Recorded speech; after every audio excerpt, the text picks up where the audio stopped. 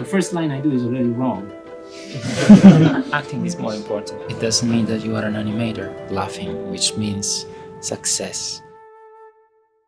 I love animating hands. I love the expressivity and the way we can play with hands, because they add a lot. Maybe because I'm Italian, I don't know, I use my hands a lot. This is mainly a hand scene again, and he's really doing all sorts of things with his hand in order to be able to open these locks. When everybody saw this in review, everybody was laughing, which means success. Whenever we draw the hands, one common mistake that I see is that the hand is too normal, like it's split in two parts like this, like a normal hand would be.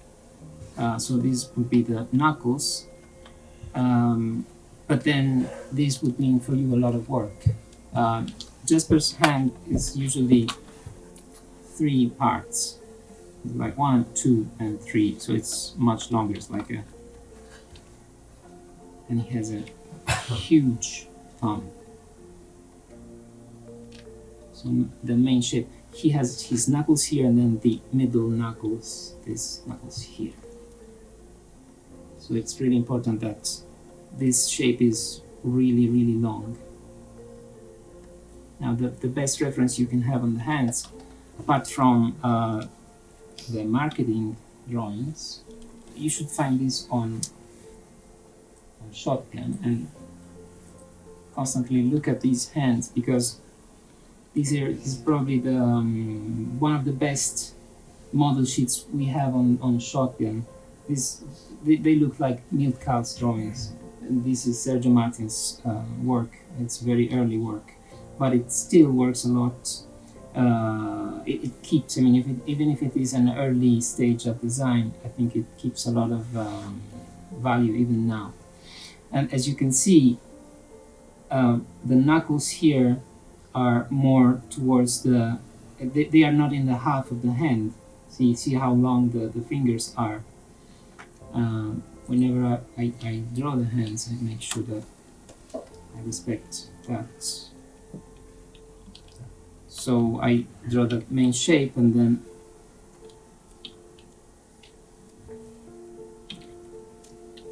I make sure that I find the right brush. Okay.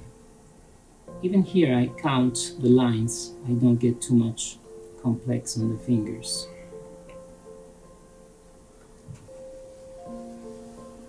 I would draw the knuckles here and then the middle knuckles here. And I have an advice on the nails, Jasper, which makes them more interesting, which is whenever you draw a finger, sometimes you see this, right,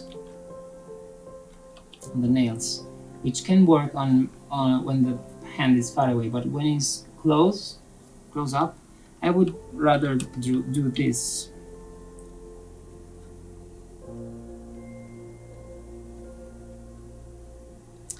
I'm referring to the nail.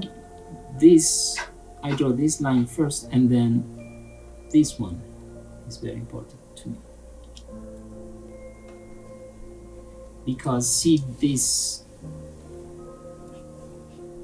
2 lines are not parallel.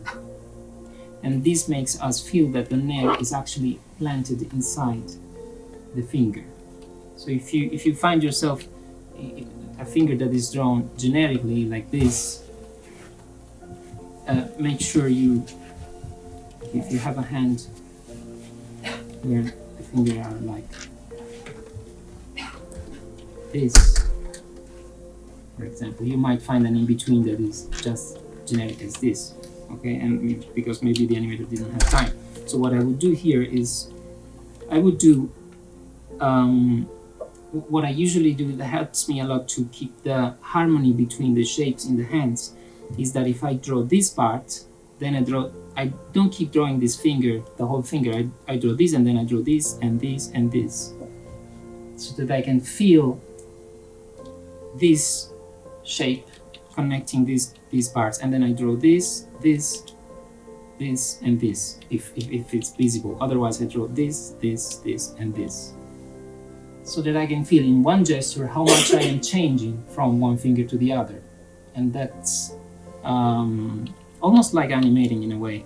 Like when I tie down and I have this head and then I have this head and then I have this one, I draw this part of the nose and then I don't go on finishing the character. I draw this and then I draw this and then I draw this because I want to keep track of the arc of that part, right? So applying the same principle to one single drawing, if we want to feel the arc that unifies these shapes, I draw one part and then all the relative parts all together. Knuckle, knuckle, knuckle, knuckle. This could help, maybe. And so when I draw the nails, I do the same. 1, 2, 3, 4. So I can feel that this is pointing this way, this is pointing this way, and so on. There is that harmony between shapes that makes the drawing more appealing and simpler to look at. And then I keep track of this, right? So that every line influences the next, and you know how much is changing from one shape to the other. Of course, the thumb is not connected to this, so but the principle is the same. This line here in a close-up, I would want to see it this way, and then there is this sort of bump. It gets narrower here, and then huge bone here.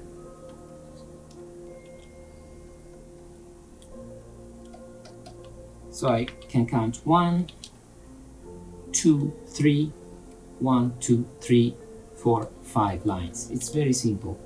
You should literally count the lines and do quick gestures and contrasting gestures against each other. So 1, 2, 3, 4, 5, 6.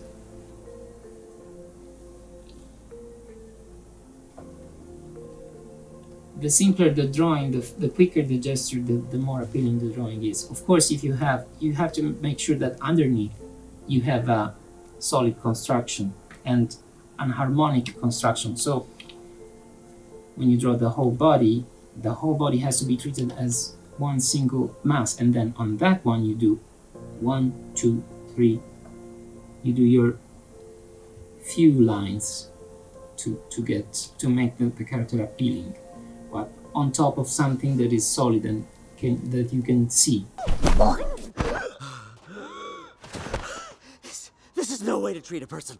Certainly not this person. That's it. This place is the worst. I'm going home. You have a gift, my friend. It's great. It's nice. Hello, Jesper.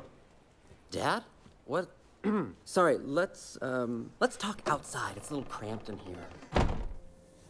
For the hair, you should find this axis that you find on the big head bone here.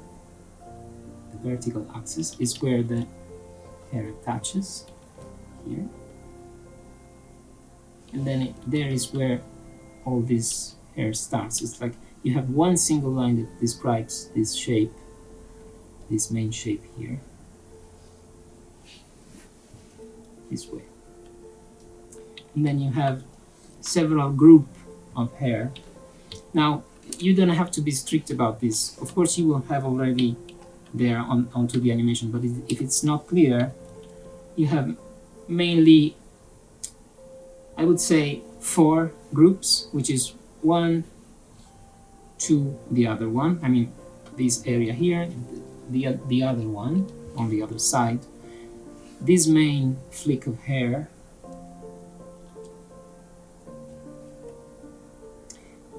and now you should make sure that this follows the mass of the skull underneath. If you already drew the ball, you have it, and then you have maybe one more here, big one, and then all you have is just small, like smaller flicks of hair like this. You can put as many as you want according to, I mean, if you are animating, you can put as many as you want according to how much stressed he is. If he's coming from the bathroom, he's quite clean, but if he has just had a fight, you could add more mess here.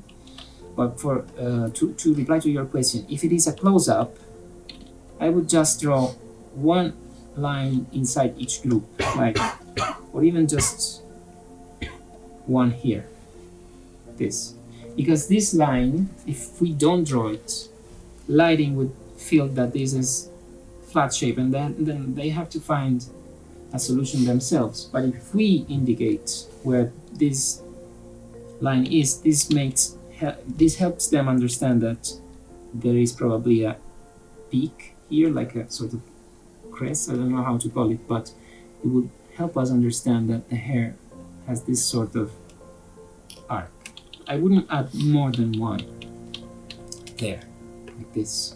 You can choose to draw it here or to draw it here. Of course, if you decide to go on one end or the other, then you should keep consistent throughout the whole scene. This cannot start here and then end up here. But I wouldn't draw more than one. Sometimes I have seen that you can have this and this. One starts from this corner and goes to the point here. The other one starts from this corner and goes to the other tip here. You can do that. Capote does, and it looks lovely. It's not forbidden, of course. So if it looks nice, you can do it. That's the rule, I think. Just has to look nice, even if it's not in the model sheet, you know, because we can, like, Mile introduced so many things that weren't in the model sheet, and then they entered the model sheet because they were fantastic ideas. For example, from the back view of Jasper, nobody knew how to draw Jasper from the back, from 3/4 back, until Mile came and he animated that scene when Jasper is scared because Klaus opens the door in the Klaus sequence. Now that drawing saves us all. I mean, we know how to draw Jasper because of that drawing Mile did. Otherwise we wouldn't. Nothing looked as appealing as that drawing. When you draw Jasper from the back, it is important to keep in mind this, where the neck connects to the main shape of the head, but also to remember that concavity of the eyes.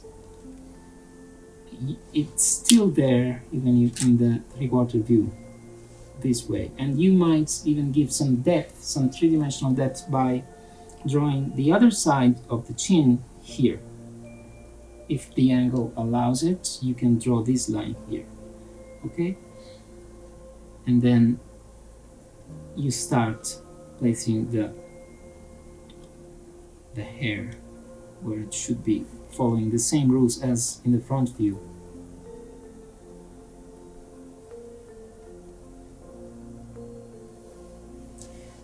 But guys, don't be ashamed of having the model sheet on your screen the whole time. I'm not doing it now because I forgot, but I assure you I have it on the other screen, or on the same screen. I always have something to look at, because it's not cheating, it's just the way, it's like live drawing. We should have a reference to look at. And then we could see the nose, would be probably a little bit longer here. And then sideburn gets tricky here because you should reverse the angle of it should be like this, right? But it doesn't look as nice as if you draw it like this. And then the ears occupy this space here. But it's all because of that drawing that Mile did, that we all know now how to properly draw Jasper from the back. So if it looks nice, you can add 1 and 2. The most important is this one in the middle. If otherwise, without that one, it's too vague, it's too flat, and we don't know what is happening here. I mean, they in lighting, they don't know what's happening there. All right. So I would definitely draw one line there. Now, maybe one last thing about the eyes here. I see that these eyes are too much following the shape of the ball. See how they are curved this way? To me, this drawing, I mean, it's really expressive, but it's missing, again, that concavity in the skull. So this is what we should look for. I highly recommend you to draw the eyes for last. Before the eyes, you should define the expression. So draw the eyebrows first, possibly the lower part of the eyebrows first, because it's where this mask goes down here. We are not much interested in what's happening up here, but in this part as much. And then after we define the expression with the eyebrows, find the mask. That mask there. Draw it, knowing that you are gonna take it off, and then once you drew that, you know where the eyeballs should go inside here, this concavity. And you can be more consistent with that. It's very small things, but makes the difference. Now this line is a little bit too low.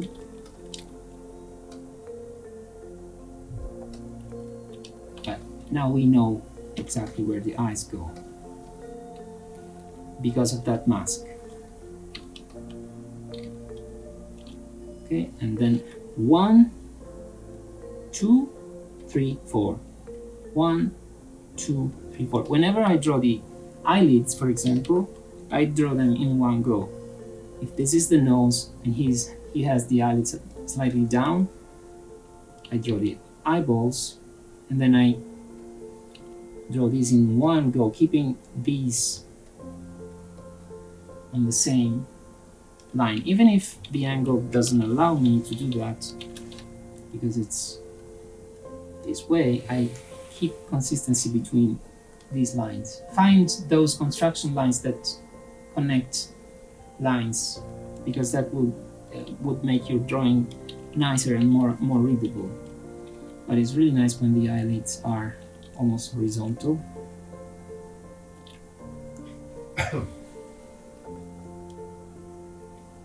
It makes it look. Oh, one important thing is this. See how the eyebrows have this sort of. This one is pressing here and this one is going up here. You can reflect that on the eye, on the eyelid, slightly, and also here on the inside of the eyelid. So what I mean is that if you have eyebrow, eyelid, and then this part of the eyelid inside, and then you have the other eyebrow pulled up here, you can see how this middle line responds to where the eyebrow is pulling it. So if these two are on the same line, and this is the curve that you have on the eyebrows, this inside line could reflect that force here. See? So this makes everything looks like there is a connection. See, if something is pushing, some other part is responding to that energy. So it's all about cause and effect. This is the cause and this is the effect, you know what I mean? This eyebrow is pushing down, this one is pulling up, and you can see that on some other lines. So that makes it look nice. And as you can see, I drew the eyes almost as if there is a horizontal line connected them rather than a curved line, because otherwise it looks like the eyes are slightly coming out of the shape, and we don't feel that concavity, which is probably the most important thing on Jasper's face, and sometimes it's kind of gets forgotten. Now I go here where this corner, remember, it goes beside the half of the eyeball, and then I pull it down, I pull the sideburns down. And then always remember that the chin is not a symmetric shape. find the neck and then connect it to the neck in this way. Remember that feeling there. And then the mouth is close to the chin, to the nose.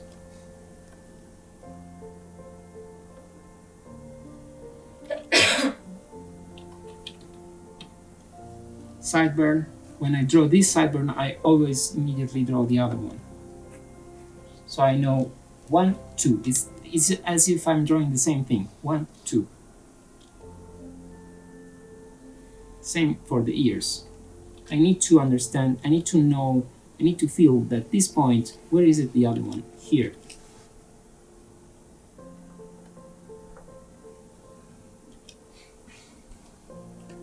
Right? And then you draw the small details like the eye bags. They should never be too big. It's never like this.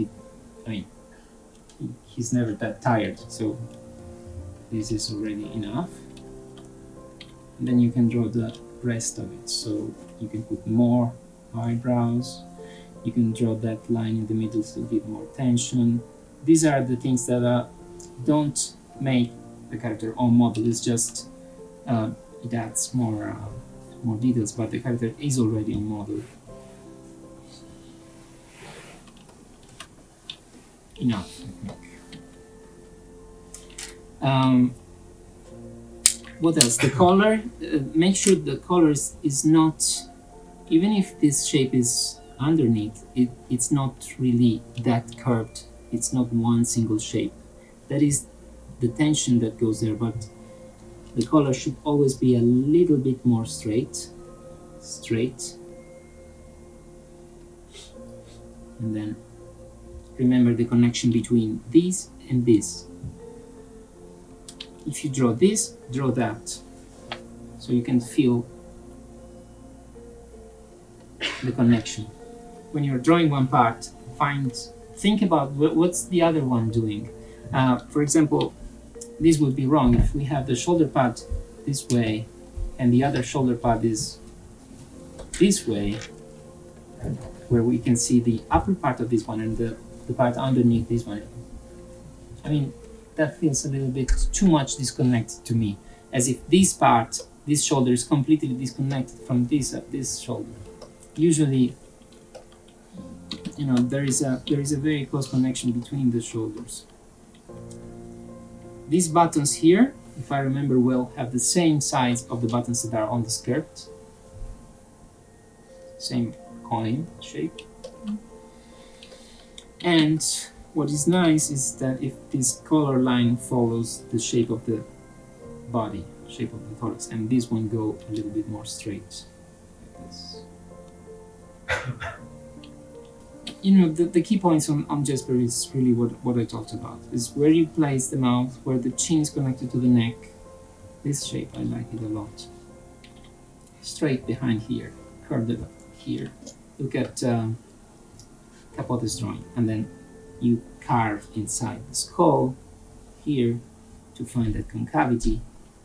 You draw the nose, and then the eyes inside this mask here.